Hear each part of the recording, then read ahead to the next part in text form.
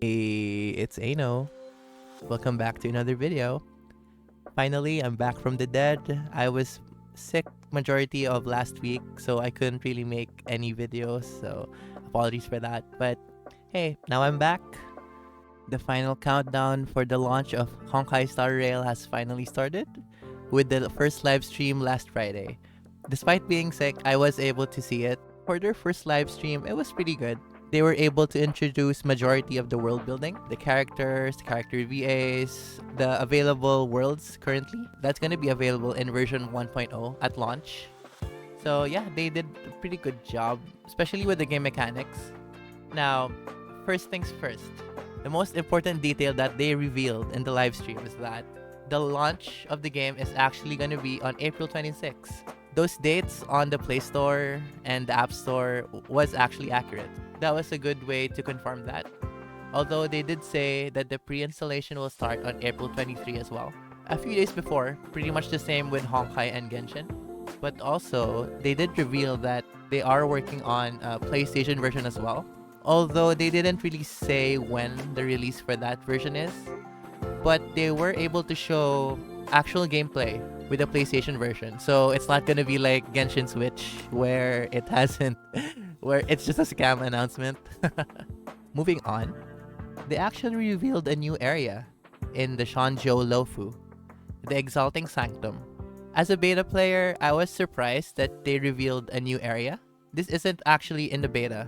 I am hoping that in the launch version they actually do finish the main story for the Shanzhou Lufu, because in the beta it actually ended abruptly.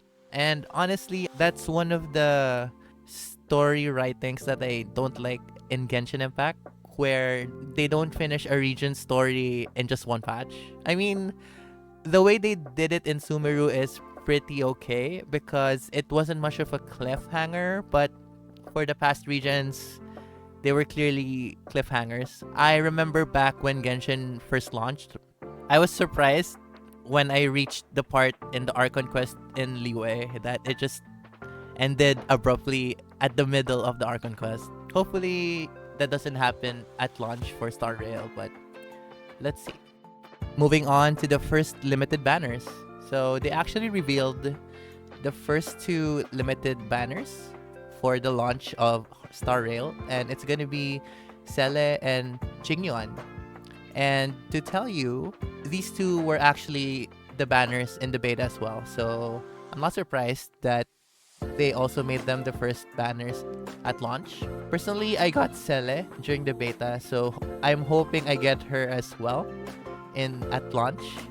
And for Jingyuan, he is actually a pretty cool character because basically his passive gives him the ability to summon his stand, I guess, in battle. So if you use him in battle, it feels like you have 5 party members instead of the 4.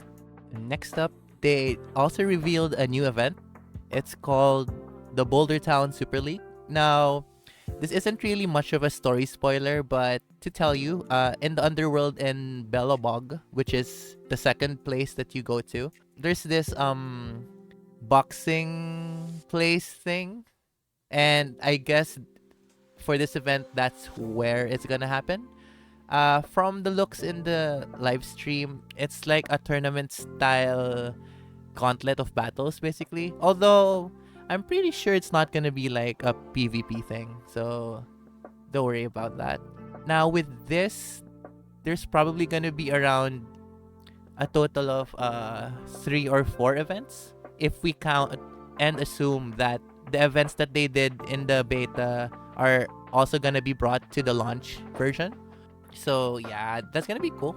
At the very least, there's more sources of items and the gacha currency.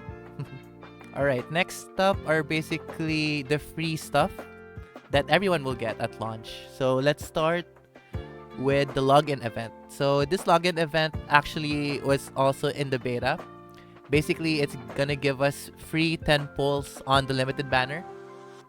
So that's good for those who want to get Cele and Jingyuan.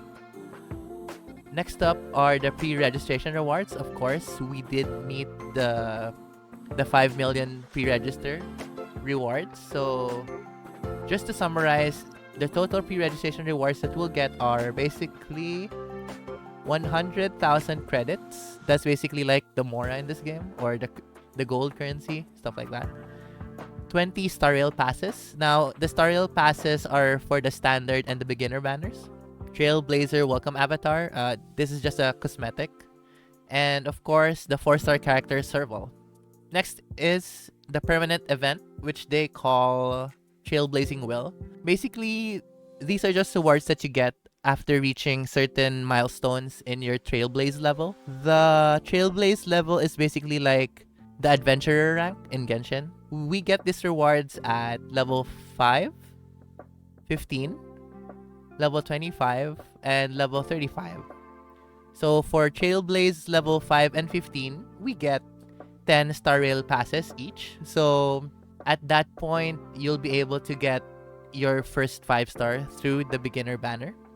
So that's good, especially for those that want to reroll for a specific character. Although, of course, it's gonna take a while since there is no skip in this game. For level 25 and 35, we get 10 Star Rail passes each, and also 800 Stellar Jades, for a total of 1,600 Stellar Jades. So that's basically a 10 pull that you can also use on the limited banners if you so choose. So if you count all those rewards, we do basically get around a total of 80 pulls total. Although, of course, that's combining the limited and the standard banner pulls. So yeah. Wow, but hey, that will be able to give you at least one 5-star via the beginner banner. So not too bad.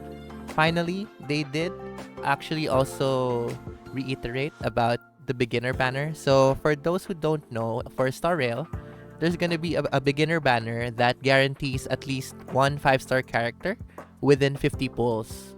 The 5-star characters available in this beginner banner is the same as the standard ones. There's a total of 7, namely Welt, Himeko, Bronya, Yanking, Bailu, Clara, and Gepard. And if you actually do get lucky, you might be able to get more than 1-star character.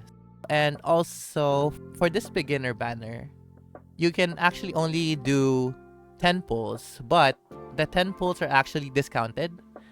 Normally, you'd need 10 Star Rail passes, but here you only need 8.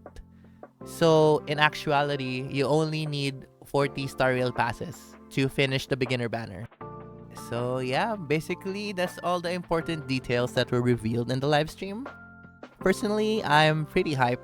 Still pretty hyped for this game. I mean, especially since I was able to play the beta and able to experience it already, I can pretty much say that it's gonna be a fun game. So if you are interested, please do give it a try. Maybe you'll like it, especially if you like turn-based RPGs. Beginning with this video, I'm planning to post more Star Rail related videos in the coming weeks, at least one video per week, just so I could help those who want to know more about the systems in advance before they play Star Rail. So yeah, if you're interested, please do make sure to subscribe to not miss my videos. Anyway, that's basically the end of the video. Thank you so much for watching, and yeah, have a good day. See you in the next video. Bye bye.